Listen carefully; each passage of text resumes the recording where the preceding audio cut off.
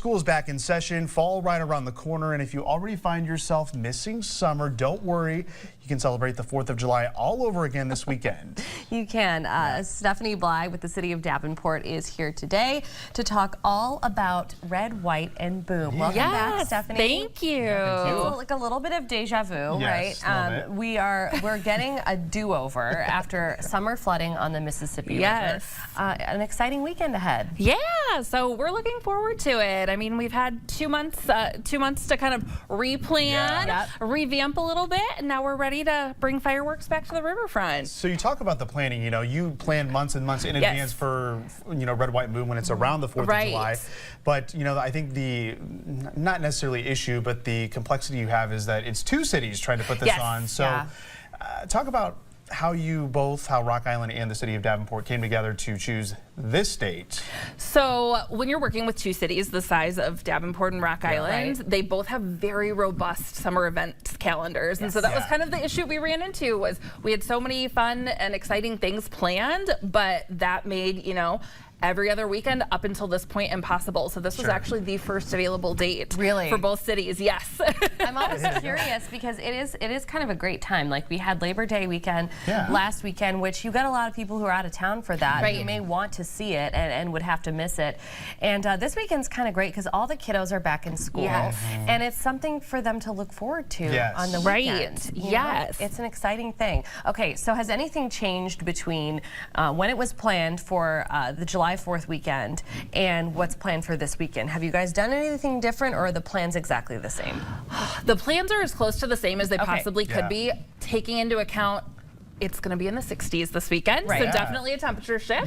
I think a lot of people are actually really looking forward to that. And then sunset is actually about an hour earlier in September than it is in July. And so with that, we're going to have some fun glow-in-the-dark activities. I don't want to say too much. It should be lots of fun. You'll have to come check it out. But there'll be, we're doing some giveaways, some glow sticks, some fun light-up toys, things like that. So it'll be the Red, White, and Boom that you know and love, with just a couple little fun extras. And I think that was confusing a lot of people as well. You mentioned the earlier sunset time. A lot of people were like, oh, fireworks are going to go off at 8. Still going off at around 9:30. Correct. So the River Bandits have their schedule planned well in advance, and so they've got a game that evening. The game likely will not be over until probably a little after 9. So we decided to keep the fireworks the same. There'll still be some fun things to do. Our food vendors on the Davenport side are hanging around right until the fireworks start. So worst case scenario, you can grab an extra snack while you wait. Yes, you can. And these are the Davenport activities that you were just kind of referencing. So there's going to be live music as well. There is, So we have a band, Identity Crisis, that has been a part of Red, White, and Boom for the last couple of years. They are a classic rock cover band. Oh my gosh, they're so fun, so entertaining. So they'll be playing from 5:30 to 9. That is also technically our last Big 9 concert for anybody that's been following our summer concert series. So they're kind of our last one. They're wrapping things up. Very cool. And then you talked about the food vendors, and it looks like, according to the schedule, they're going to be sticking around, so you don't really have to worry about that. There's going to be plenty to choose from. No need to rush. And as far as entertaining the kiddos, you have Kid Zone activities. You kind of referenced some glow-in-the-dark activities. There's going to be a lot to do, and that's all in LeClaire Park. Yes, all in LeClaire Park. We're going to have bounce houses. We have a face painter coming, a caricaturist.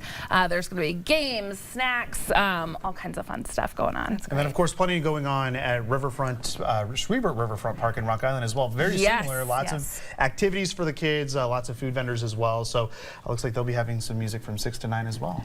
Yes, they will. It's almost like competing riverfronts, but in the best way possible. Exactly. They're all working together to provide a lot of fun for the family here. Absolutely. So what can you tell us about the fireworks themselves? I mean, I know you're not the pyrotechnic. I wish I was. The person sounds like a fun job. Coordinating all of it, but I've gotten a chance to see them. I'm excited because 4th of July weekend for me is typically the weekend that I visit my family in Illinois, my dad. So I miss it a lot. And every time that I've gotten to see it in the past, the display is incredible. It is. It's so great. We actually have 2 barges that are on the Mississippi that shoot off all of the fireworks, so kind of unique to the area. You know, that was a question we were asked when we postponed Red, White, and Boom was, well, how come you can't still have the fireworks? But because the river levels were so high, the water's moving so quickly that it wasn't safe for the barges. So and the people that are going to be out there, that would be really, really scary to do when we're dealing with a flood and all the debris that's in the water. And also, it's just kind of icky. It's not pretty Next to the river, it's not a great spot. Okay, so let's talk a little bit about parking specifically in Davenport, because that kind of gets everybody really frazzled. Absolutely. But you don't have to be frazzled. There's a lot of space. You do not. You do not need to be frazzled at all. All 3 of our parking ramps downtown are free from 4 to 11 p.m. Very nice. So you can park in any of those for free, and then of course there'll be regular street parking per usual, and then we have a parking lot on Harrison and River Drive that is handicap parking specifically. Nice. So if you're looking to get a little bit closer and have that handicap placard, you'll be able to get pretty close to the entrance. So if your mind is off of summer already and quickly into fall, luckily the Davenport Fall Concert Series kicks off tomorrow night. Yes, it does. Yeah, we're busy. You are busy. You are definitely busy. Yeah, that announcement just came out today, and I just think it's fun. It's like we're keeping the momentum going.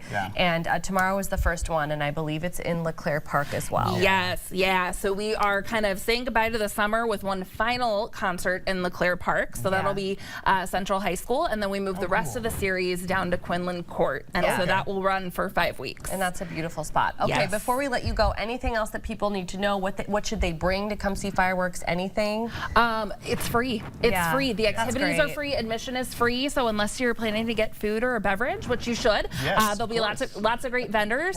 It's free to come, and yeah, it'll be a great time. Yeah, always a good time there in downtown Davenport and Rock Island. So if you want to learn more about Red, White, and Boom, along with the events and activities that we talked about, you can visit redwhiteandboomqc.org. Stephanie, as always, thanks for joining us. Thank you.